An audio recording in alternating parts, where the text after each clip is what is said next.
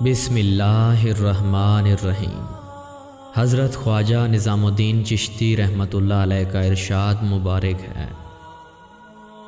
اس وقت تک ایمان کامل نہیں ہوتا جب تک تمام مخلوق تجھے اپنے نزدیک اونٹ کی ایک مینگنی کی طرح دکھائی نہ دے۔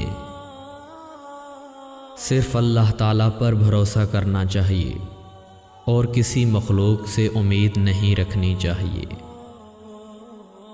رضا یہ ہے کہ اس مصیبت سے جو انسان کو پہنچے کوئی شکن ماتھے پر نظر نہ آنے دے، بلکہ ایسا معلوم ہو کہ کوئی مصیبت اس پر آئی ہی نہ تھی۔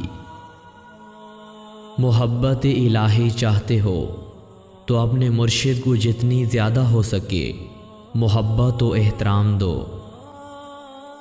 صبر وہ ہے کہ جب کوئی تکلیف انسان کو پہنچے تو اس پر صبر کرے اور آہ و زاری نہ کرے۔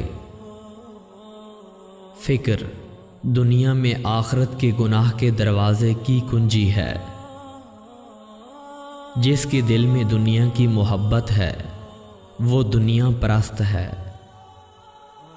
سونا چاندی گھوڑے اور سامان دنیا نہیں ہیں، بلکہ ان سے تعلق اور محبت رکھنا دنیا ہے۔